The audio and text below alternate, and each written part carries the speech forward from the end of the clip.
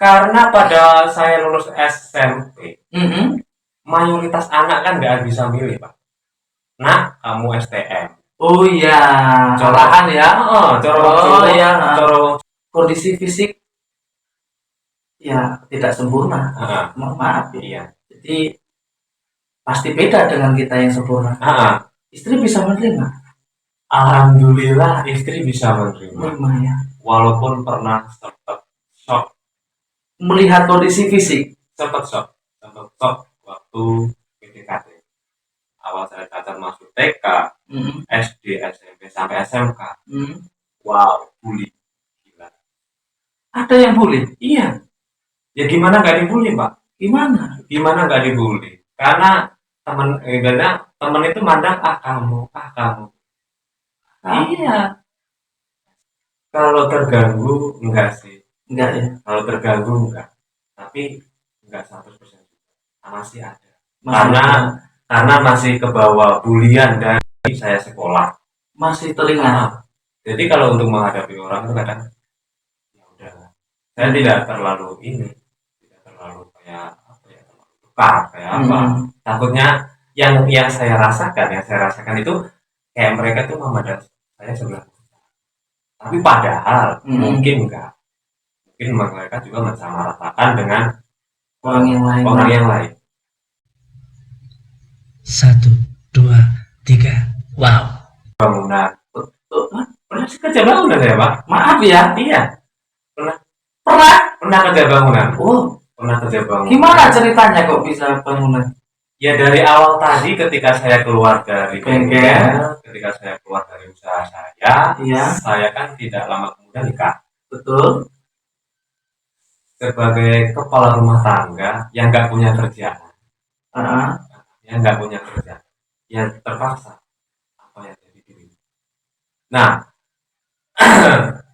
kebetulan kakak saya itu tukang bangunan, mungkin dia tahu adiknya nggak ini, ya udah kami ikutlah sampean. Ikut dari awal jadi kuli, nggak tahu emang saya ini tanggap atau gimana nggak tahu, sampai dibayar tukang bisa ini. Oh gitu ya. Lama saya berapa tahun Mas? Ada 1 tahun. Sampai saya buka kuliner mulai bisa dagang itu dari saya nikah, saya lahir, mulai anak saya masuk TK, saya berhenti bangunan, terus memberanikan diri untuk buka usaha. Inspirasi sampai buka usaha ini apa? Kalau inspirasi gimana Mas ya? Kalau inspirasi tidak terinspirasi sih. Tidak ya sebenarnya. Karena keadaan. Kerja di bangunan itu emang menghasilkan. Nyatanya banyak tukang, banyak pemborong pun ibaratnya gimana ya? Yang enggan berhenti ya. Yang enggan berhenti ya, dan mereka pun bisa investasi, bisa beli ladang, beli ini. Nah, ini juga Mas sekolah yang tinggi-tinggi banyak. Tapi kan untuk saya sebenarnya walaupun saya ini pemula, bisa dikatakan dengan kepedean saya, kalau disamakan dengan kerja bareng sama yang senior, saya nggak mau kalah. Sebenarnya. Dengan kondisi seperti ini. Pas di bangunan loh ini. Iya. Saya nggak mau kalah, tapi kan gimana ya? Kayak sama sendiri lah. Iya. Mau bangun rumah. Cari tenaga. Positif yang senior dulu. Iya, betul. Yang dikabari, Mas, bisa nggak sih mau bangun rumah? Kalau saya ya, 1 senior, hasilnya bagus. Yang kedua, orangnya kuat untuk tenaga kuli. Nah, itu. Dan yang saya alami sama dengan persepsi sampai dengan saya kondisi ini. Orang sangat enggan untuk kami kerja sih di sini, enggan ya. Terkecuali pernah sih karena nggak tahu mereka iba, nggak tahu mereka kasihan, nggak tahu. Pernah bekerja di tempat Mas Robert. Oh iya. Pas bangun rumah dari pagar sampai jadi finishing, sampai saya di situ hampir 3 tahun. Kerja di situ. kerja di tempat Mas Robert. Dari mulai bangun pagar, Iya. bikin rumah. Nggak tahu emang si Mas Robert ini terlalu baik atau gimana. Makasih Mas Robert. Makasih loh. Wah, luar biasa. Ini Dan kan dan waktu itu saya ingat banget Pak. Ingat banget.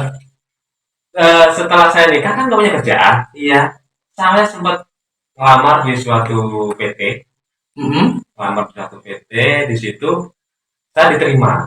Saya diterima dengan Iya. di situ karena memang PT itu baru buka, Betul. masih butuh tenaga. Saya ada teman di dalam, terus saya ada lowongan di situ. Saya kerja di situ cuma seminggu. Nah, Di situ cuma kerja seminggu karena fisik saya lagi yang nggak kuat. nggak kuat apa tangan kerja yang terlalu berat? Enggak, fisik saya yang kuat. Nggak Fisik kuat. nggak kuat.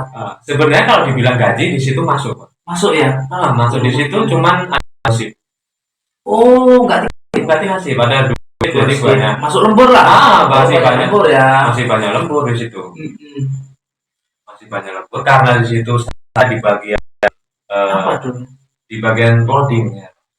Oh, hubungan dengan api bukan? Bukan, di Bukan. bagian loading itu di bagian loading pas di pabrik sawit itu bagian loading itu gimana ya? Aku ngisi yang dibilang mereka. Apa angkat-angkat terlalu berat?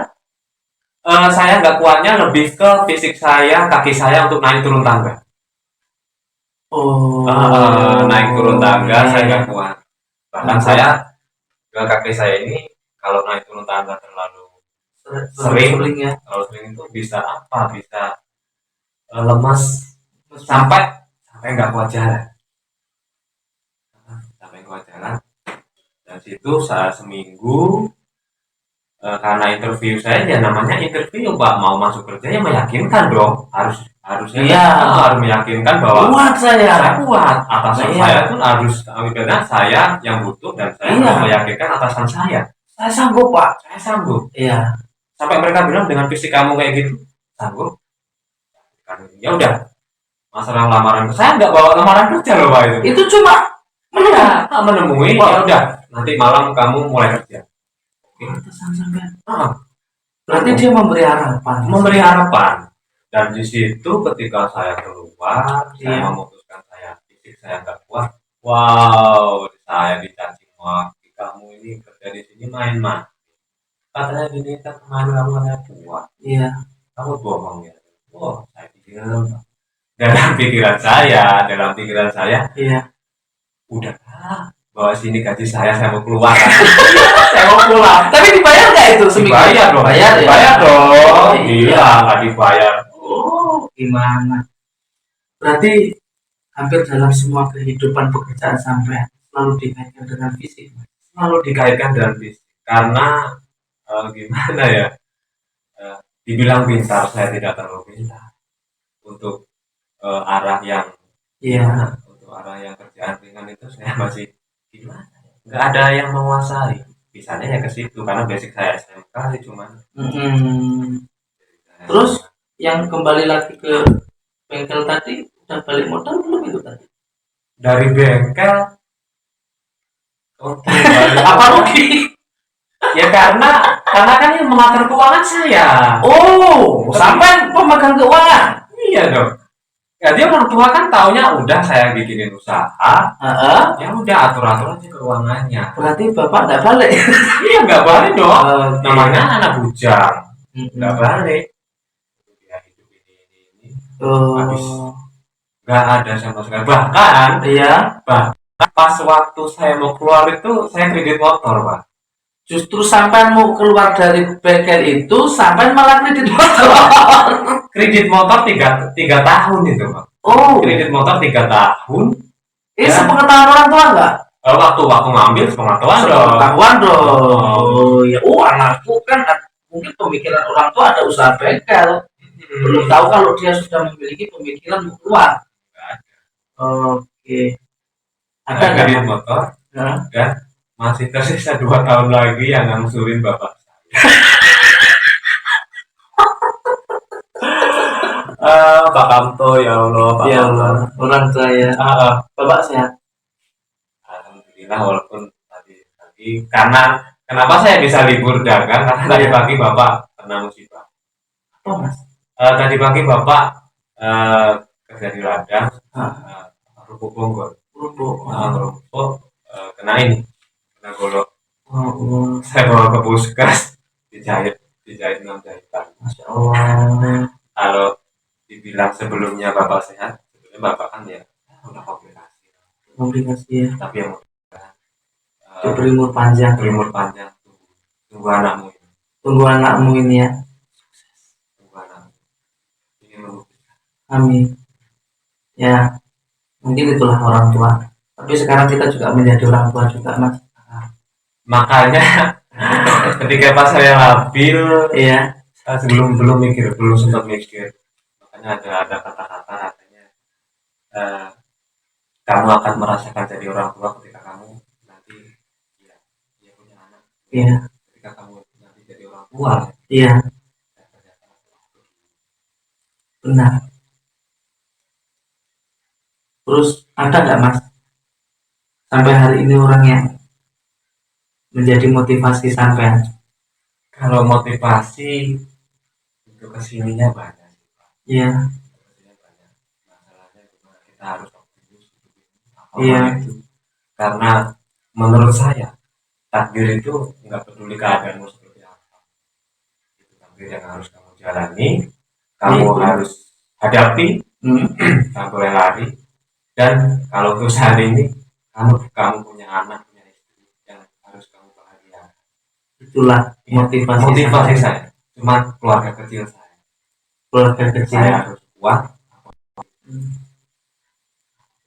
Ada yang mau disampaikan nggak mas kepada bapak? Kalau kepada orang tua, bapak, mama, maaf untuk anakmu ini, karena untuk saat ini, untuk sampai saat ini, anakmu belum bisa membanggakan. Masih, nggak bisa apa. Kalau harus ngomongin ke orang tua itu saya nggak bisa. Panjang lebar. Untuk anak, istri, untuk istri, makasih sudah menerima saya apa adanya. ya. Untuk anak,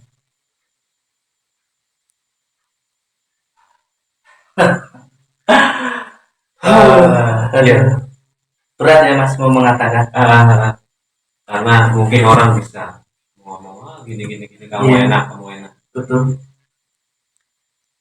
Menjalani.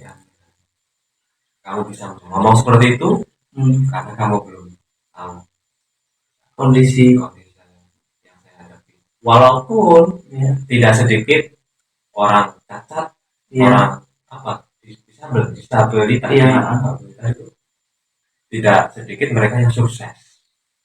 Ya, untuk disabilitas. Tapi ini mas, saya terus terang dengan sampai kagum dari dulu lah saya. Sebenarnya saya ini nggak sesempurna itu untuk dikagumi Pak. Mungkin saya gini mungkin sampai terlalu melihat postingan saya di Facebook, story saya di WA, ya terinspirasi seperti itu. Oh ya, tapi kalau ngomong itu mas, saya jujur ya, pernah terenyuh hati saya ini.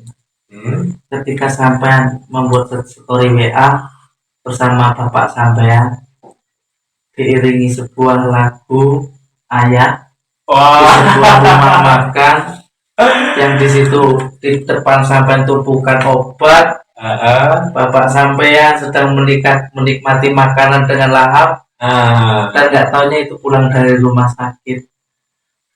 Saya ini mas, dan di hati saya ini wow, nggak ada lain-lain.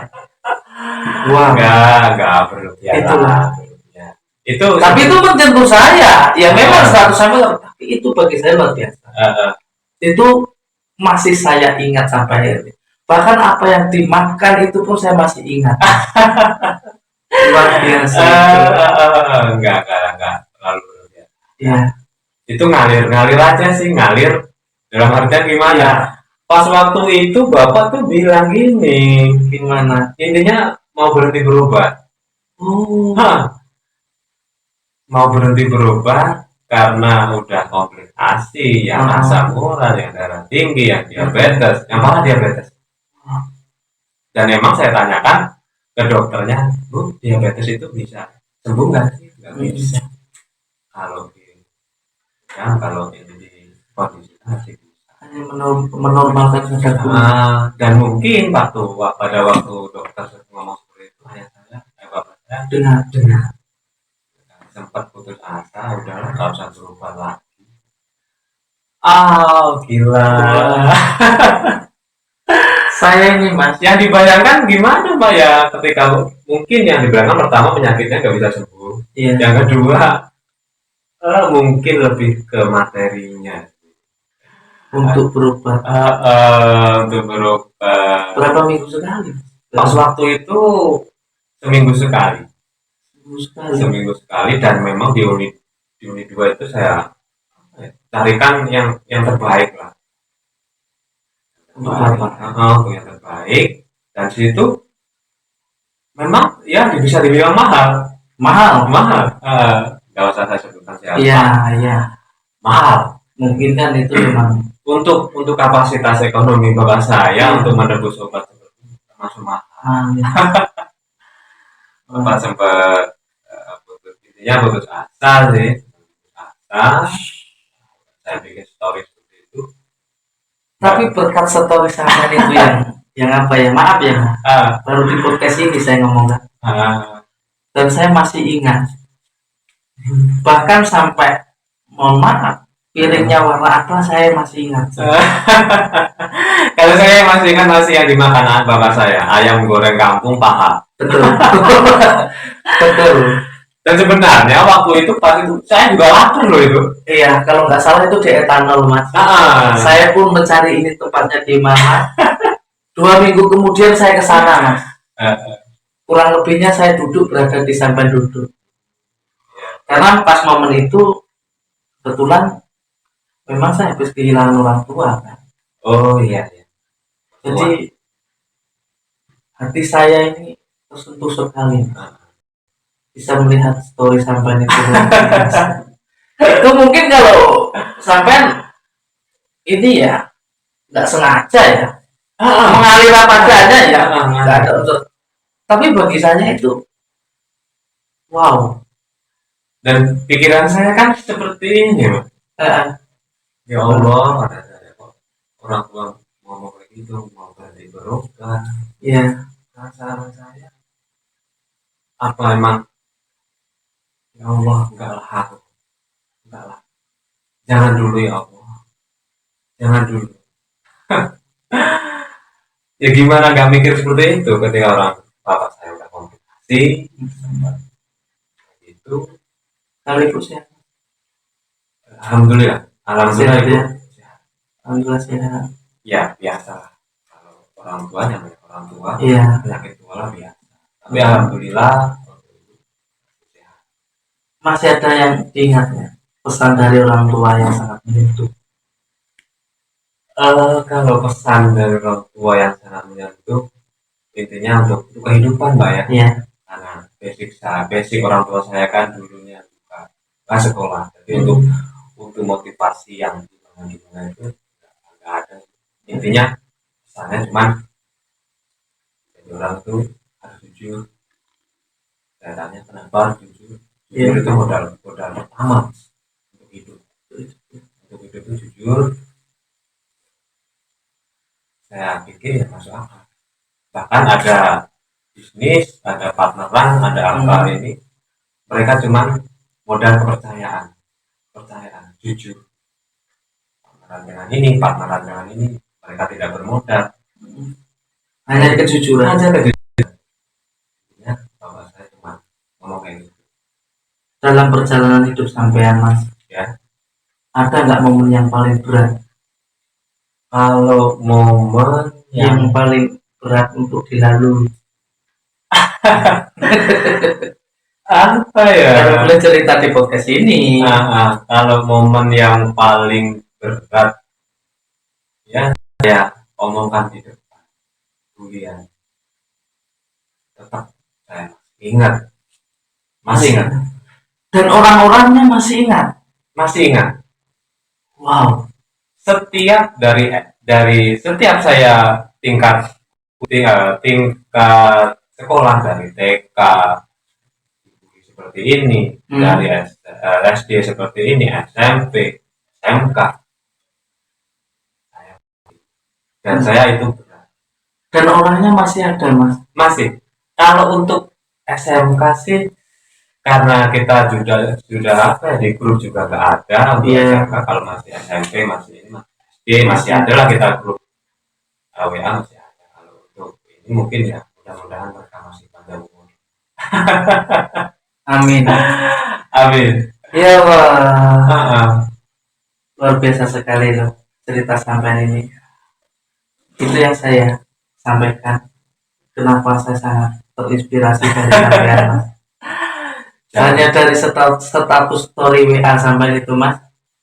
Sampai hari ini pun saya masih teringat sekali. Bahkan dengan jelas. Bahkan dengan jelas, Mas. Wow. Mungkin itu penggal cerita. Iya. Terima kasih sudah mampir di podcast ini. Menceritakan banyak hal yang orang tidak tahu. Intinya kalau bahas ke arah orang tua, kehidupan saya kadang susah saya tuh. Susah ya. Oke. Ada pesan untuk teman-teman. Mohon maaf terhadap bulian. Kalau untuk teman-teman sih janganlah memandang orang sebelah mata. Karena kita tidak tahu kehidupan ke depan itu seperti apa. Roda berputar, siapapun bisa jadi apapun. Siapapun bisa jadi apapun. Terima kasih sampai sudah menginspirasi saya pada malam hari ini. Lain kali mampir ke sini lagi. Insya Allah. Kita ceritakan yang inspirasi tentang perjuangan sampean di bidang kuliner. Oke. Mungkin itu tuh teman-teman. Inilah kisah inspiratif. Kita banyak memetik banyak hikmah di sini. Jadi kita ini jangan memandang perbedaan. Kita harus memandang semua manusia sama apapun bentuknya, apapun dalam kondisi. Karena roda itu berputar dan semua bisa menjadi apa saja. Terima kasih. 3, 2, 1, wow.